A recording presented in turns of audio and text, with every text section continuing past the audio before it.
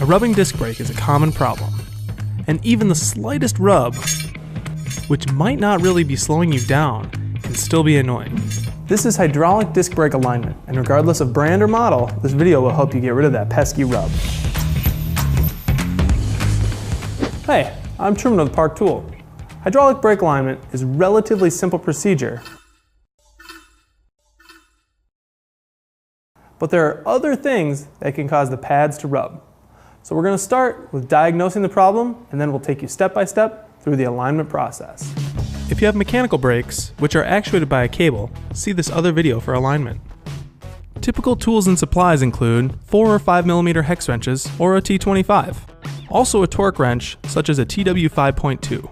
A light source to backlight the caliper, and a repair stand or some way to hold the bike up while spinning the wheel.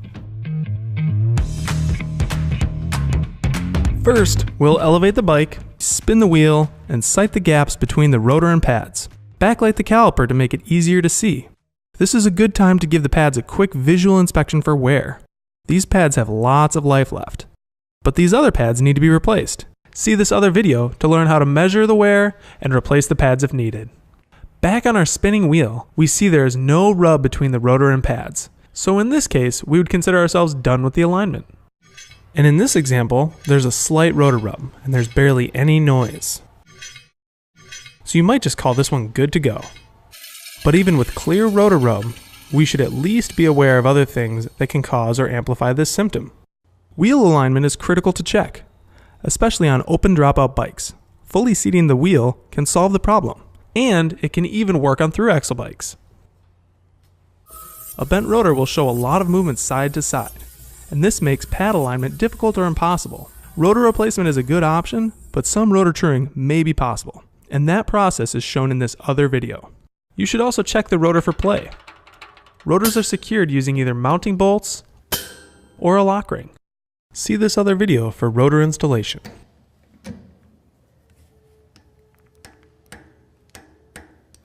Bearing play at the hub can also be easy to check for. Just rock the wheel back and forth as shown.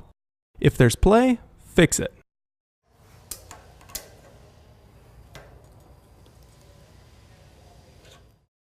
Another issue is when dust and dirt collects on one or both of the pistons and causes them to stick.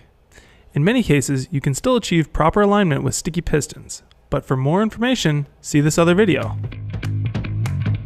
That's finally it for diagnosis. Let's get into the alignment procedure.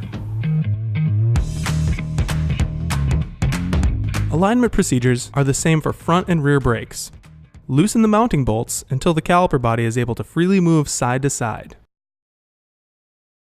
Note that on some bikes the mounting bolts are under the stay, or on a bracket. Now we squeeze the brake lever. This centers the caliper body over the rotor. While holding the lever, snug up the bolts.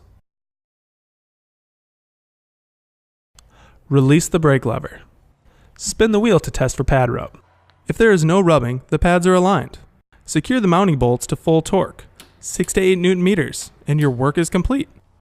If the pads are still rubbing, we need to do some fine tuning. Loosen one bolt at a time and adjust until there is a gap on either side of the rotor. Take extra caution with your fingers and tools while working near a spinning wheel.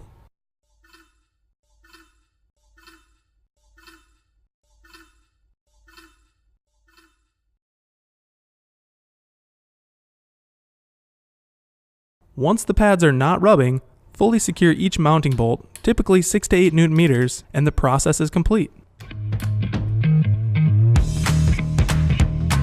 Some brackets have conical washers to assist in perpendicular alignment. Do not add washers if none were designed to be there in the first place, as the pads will no longer align with the rotor. Conical washers can also be found between the bolt head and the caliper. These washers allow for proper bolt head alignment. If after trying all these procedures and nothing seems to work for an adequate alignment, there may be issues with your caliper mounting system. It is assumed the frame mounts are correctly machined and square with the rotor. But if mounts are not square, bike shops are able to face or machine the mounts with the Park Tool DT5.2 to improve alignment, as seen in this other video. Thanks for joining us on hydraulic disc brake alignment. If this video helped you out, please share with your friends and subscribe to our channel.